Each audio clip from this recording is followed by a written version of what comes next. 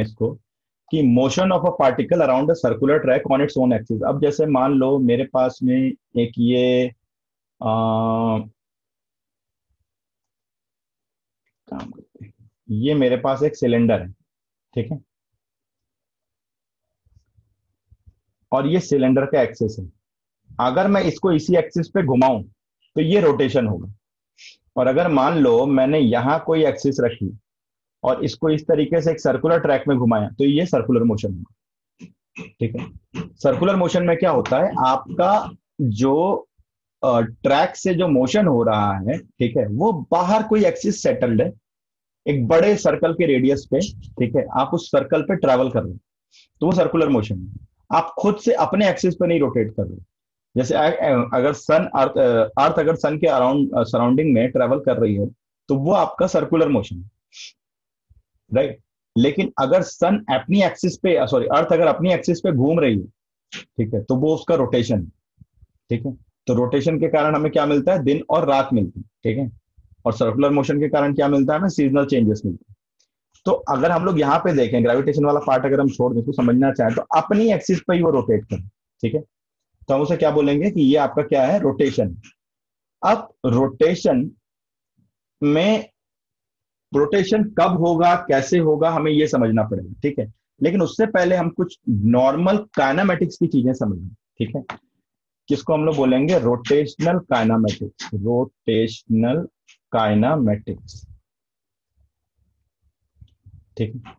अब रोटेशन का मतलब, अच्छा, आप आपके दिमाग में आएगा, अच्छा रोटेशन का मतलब ऐसा पूरा गोल गोल घूमना ही रोटेशन, ठीक है।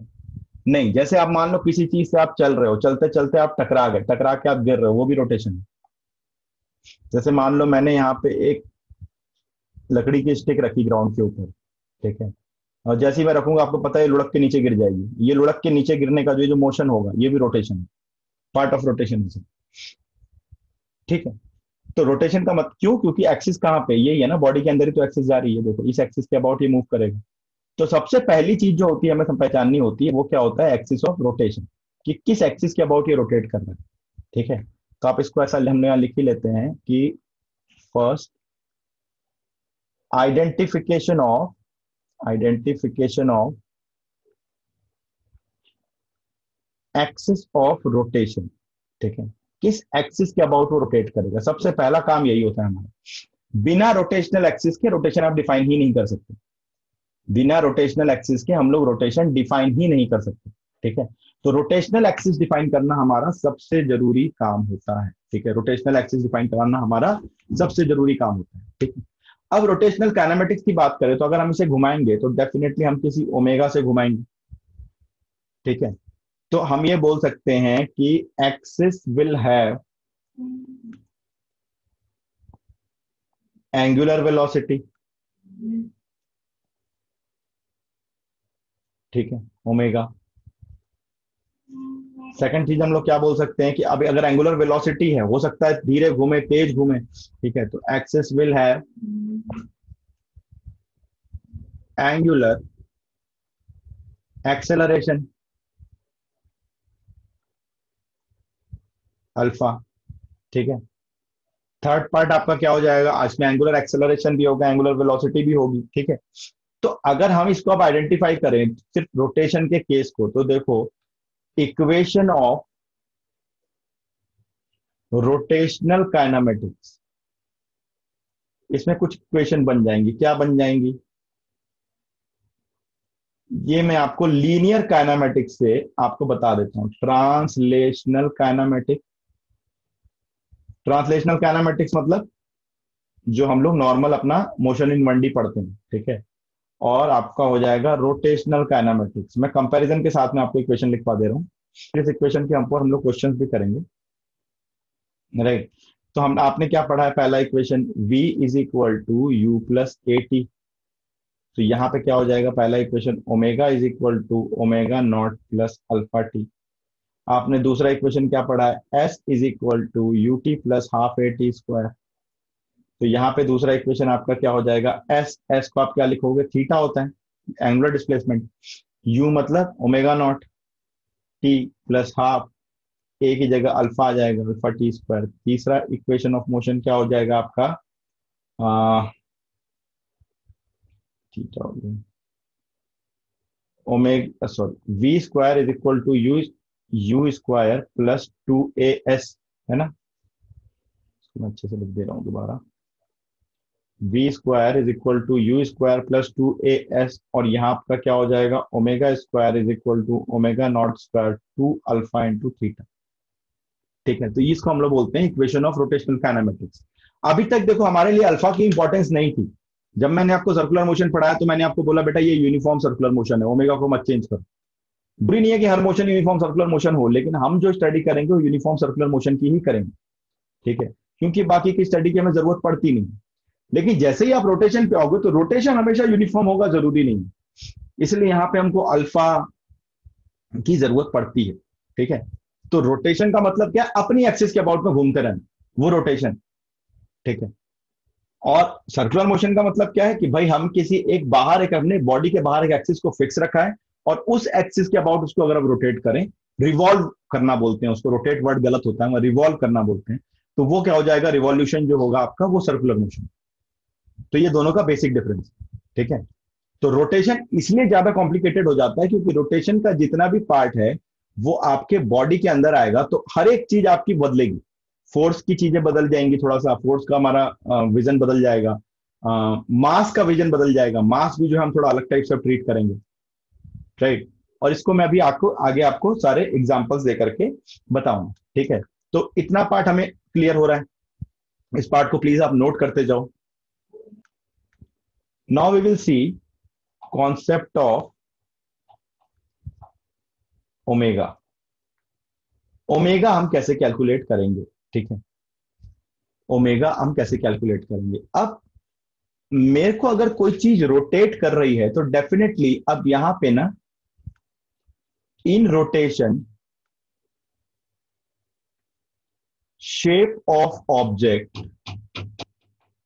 इन rotation shape of object is very much important.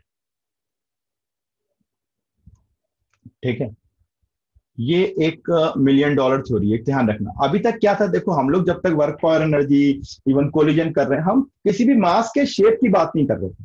हमने शेप की बात पहली बार कहां करी थी, सेंटर ऑफ मास में करी थी, कि ट्रायंगल होगा तो ऐसा होगा, सर्कल होगा तो ऐसा होगा, डिस्क होगा तो ऐसा होगा। लेकिन जब आप रोटेशन पे आओगे, क्योंकि axis of rotation, try to understand, axis of rotation should be inside the rotational circle. जिस सर्कल में वो घूम रहा है उसके अंदर होना चाहिए एक्सिस ऑफ रोटेशन। तो यहाँ पे जो शेप ऑफ बॉडी है बहुत इंपॉर्टेंट है। अब इस शेप ऑफ बॉडी से मेरा मतलब क्या है कि जैसे मान लो मैंने एक रॉड ले लिया। ठीक है, अब इस रॉड को हम सेंटर के अबाउट घुमा रहे हैं, इस सेंटर के अबाउट घुमा रहे हैं, सपोज करो ओमेगा से, इस तरीके से। राइट, तो आप अगर इसको ध्यान से देखोगे तो इस एंड पार्ट का ये पॉइंट मेरा फिक्स है, रोटेट कर रहे हैं। ठीक है, ये प्योर रोटेशन है, सिर्फ रोटेट हो रहा है, ये गोल गोल गोल गोल घूम रहा है इसके चारों तरफ। तो जो ये एंड पार्ट है ये क्या होगा, ऐसा करके इसके चारों तरफ ये रॉड घूमते घूमते इस तरीके से सर्कल बनाएगा। समझने की कोशिश करो। ठीक है, रोटेट कर रहा है। राइट, अब इसका जो आपका वेलोसिटी होगी इस एंड पॉइंट की, सपोज करो मैं बोलूं पॉइंट नंबर ए, तो इसकी वेलोसिटी कितनी हो जाएगी, अगर ये रेडियस आर है, ठीक है, या रॉड हम ले रहे हैं तो इसको हम एल ले लें, एल ले लें, 2L का लेंथ ले लेते हैं हम रॉड की, तो कितनी हो जाएगी, ओमेगा एल इस डायरेक्शन में हो जाएगी। इसकी वेलोसिटी कितनी हो जाएगी, ओमेगा एल इस डायरेक्शन में हो जाएगी। ठीक है, इसकी वेलोसिटी ओमेगा एल इस डायरेक्शन में हो गई, इसकी वेलोसिटी ओमेगा एल इस डायरेक्शन में होगी। अच्छा, अब सबसे इंपॉर्टेंट बात, इस पूरे रॉड का सेंटर ऑफ मास कहां पे होगा, सेंटर ऑफ पे होगा। तो अगर मैं बोलूं अच्छा इसका ये सेंटर ऑफ मास की वेलोसिटी कितनी हो जाएगी, तो आप बोलोगे फट से तो 0 हो जाएगी। सर ये कहाँ हिल रहा है, ये तो अपनी जगह पे, ऊपर वाला मास इधर आ रहा है ओमेगा से आगे, नीचे वाला मास इधर जा रहा है ओमेगा से। ठीक है, तो जो सेंटर ऑफ मास है वो तो अपनी जगह पे ही, वो थोड़ी ना आगे पीछे जा रहा, तो उसकी लीनियर वेलोसिटी नहीं होगी। ठीक है, तो इस टॉप की क्या हो गई, ओमेगा एल हो गई, बॉटम की क्या हो गई, ओमेगा एल हो गई वेलोसिटी। ठीक है, ये मेरा हो गया केस नंबर 1। राइट, मैं यहीं से आपको ओमेगा समझाऊंगा। ठीक है, अब केस नंबर हम 2 की बात करते हैं कि अगर मान लो इस रॉड में, ठीक है, मान लो मेरी यहां की वेलोसिटी v1 है और मैंने यहां भी वेलोसिटी दे दी v2, यहां वेलोसिटी दे दी v1, यहां वेलोसिटी दे दी v2, ठीक है। और मैं बोलूं कि v1 की वैल्यू ग्रेटर देन v2 है, ठीक है। अब ध्यान से सुनना जरा। और ये मेरा सेंटर ऑफ मास है यहाँ पे। तो थोड़ी देर बाद इसका ट्रांसफॉर्मेशन कैसे होगा, थोड़ी देर बाद इसका ट्रांसफॉर्मेशन कैसे होगा, ये कुछ इस तरीके से हो जाएगा, राइट। ये वाली इधर जा रही है v1 से और पीछे वाली इधर जा रही है v2 से। v1 की वैल्यू ज्यादा थी तो थोड़ा ज्यादा डिस्टेंस ट्रेवल कर गई। तो इस सेंटर के अबाउट कुछ एंगल भी तो रोटेट हो गया ये। तो अब देखो इसमें क्या हो गया कि ये सेंटर ऑफ मास भी आपका vcm से जा रहा है। अब देखो ये सेंटर ऑफ मास भी तो ट्रेवल कर रहा होगा। जब दोनों का आप ट्रेवल करा रहे हो, सेंटर ऑफ मास की वेलोसिटी भी ट्रेवल कर रही होगी, राइट। तो अब इस केस में क्या हो गया, और सपोज करो मैं इसको बोल दूं कि यार इन दोनों के बीच का जो डिस्टेंस है ना वो एल है ना, किसका, टॉप रॉड की टोटल लेंथ एल है। ये हम केस 2 की बात कर रहे हैं, ठीक है। तो अब आपको समझना पड़ेगा कि जो मेरा ओमेगा हो, अच्छा ये घूमने लगा, इसका मतलब ये जो पार्ट हो गया ये लीनियर प्लस रोटेशनल हो गया, या लीनियर को हम लोग अच्छी फिजिक्स की भाषा में बोलते हैं ट्रांसलेशनल। ट्रांसलेशनल, लीनियर का मतलब क्या है, straight line travel, 1D travel, एक डायरेक्शन में आगे जा रहे हैं। और रोटेशनल का मतलब क्या है, साथ साथ में घूम भी रहा है। रोटेशनल का मतलब क्या हो, साथ साथ में गोल गोल घूम भी रहा है, देखो घूम तो रही है। तो इसका मतलब इसका ओमेगा भी होगा। अब इसका ओमेगा कितना होगा, इसमें मुझे ओमेगा कैलकुलेट करना है। तो ओमेगा हमेशा क्या से कैलकुलेट करते हैं, relative velocity of and divided by distance between velocity. तो देखो ये दोनों एंड का, ऊपर एंड और नीचे एंड का, ठीक है, रिलेटिव वेलोसिटी कितनी हो गई, v1 माइनस v2। इतना तो आप सीख ही चुके हो। एक को रोकोगे, किसी को, मान लो इसको मैं रोकूंगा, इस पॉइंट को मैं रोकता हूं, तो ये आगे किसी स्पीड से जा रहा है, v1 माइनस v2 से, डिवाइडेड बाय दोनों के बीच का डिस्टेंस कितना है, l है। तो ये मेरा ओमेगा हो गया, ठीक है। ये ओमेगा को कैलकुलेट करने का तरीका है, बिल्कुल सिंपल कॉन्सेप्ट पे एडवांस में क्वेश्चन आया हुआ है, और तो भी बच्चों से नहीं बनता कि उनको समझ में नहीं आता ओमेगा कैसे निकाले, ठीक है। बिल्कुल सिंपल कॉन्सेप्ट है। v1 minus v2 by L, ये क्या हो गया, आपका ओमेगा हो गया। अब इस केस में क्या है, देखो ये जो केस था ये प्योर रोटेशन था। कभी भी हम प्योर रोटेशन कब बोलेंगे, कभी भी हम प्योर रोटेशन कब बोलेंगे, प्योर रोटेशन हमेशा हम बोलेंगे when velocity of centre of mass is zero. Pure rotation मतलब कि अपनी जगह गोल गोल गोल गोल गोल गोल घूम रहा है। जैसे आप तो क्या बोलते हैं, बेवलेट चलाते हो ना, बेवलेट्स अगर आप लोग खरीद के चलाते हो तो क्या होता है, वो एक जगह पे गोल गोल गोल गोल गोल गोल घूम रहा है, तो रुका हुआ है एक जगह पे, सेंटर फिक्स हो गया उसका। तो कभी भी सेंटर ऑफ मास की लीनियर वेलोसिटी जब जीरो हो जाए तो उसको हम क्या बोलेंगे, प्योर रोटेशन बोलेंगे। तो प्योर रोटेशन के केस में ओमेगा निकालना बड़ा आसान है आपको, ठीक है। यहाँ पे जीरो करोगे, इसकी वेलोसिटी v है तो v बाई एल कर लोगे। लेकिन मान लो प्योर रोटेशन नहीं है, ट्रांसलेशनल प्लस रोटेशनल है, और तब आपको ओमेगा निकालना है। तो ओमेगा कैसे निकालोगे, v1 minus v2 by L, ये इसका फॉर्मूला हो जाएगा, राइट। अब आपको पूरी, अच्छा ये बताओ कि सेंटर ऑफ मास कितनी वेलोसिटी से आगे जाएगा, सेंटर ऑफ मास कितनी वेलोसिटी से आगे जाएगा। तो देखो सेंटर ऑफ मास, मान लो मैं सेंटर ऑफ मास और इस पॉइंट के बीच में, ठीक है, v1 और सेंटर ऑफ मास के बीच से ओमेगा निकालूं तो क्या हो जाएगा, omega is equal to v1 minus v centre of mass divided by L by two, ठीक है। v1 minus v centre of mass divided by L by two, इन दोनों क्या, सिंपल है ना, रिलेटिव वेलोसिटी ऑफ एंड, कोई भी दो एंड ले लो, तो मैं सेंटर और इसको एक एंड ले लिया। अब ओमेगा रोटेशन के केस में ओमेगा अलग अलग नहीं हो सकता, ओमेगा सेम होना चाहिए। मेरा जो ओमेगा, किसी भी पार्ट को ओमेगा, ऊपर के मान लो पार्ट नंबर ए से लेकर के पार्ट नंबर बी के बीच कहीं भी ओमेगा ले लोगे आप, तो ओमेगा की वैल्यू सेम होगी। इन दोनों को हम आपस में इक्वेट कर दें तो v1 minus v2 by L is equal to v1 minus v centre of mass by L by two, ठीक है।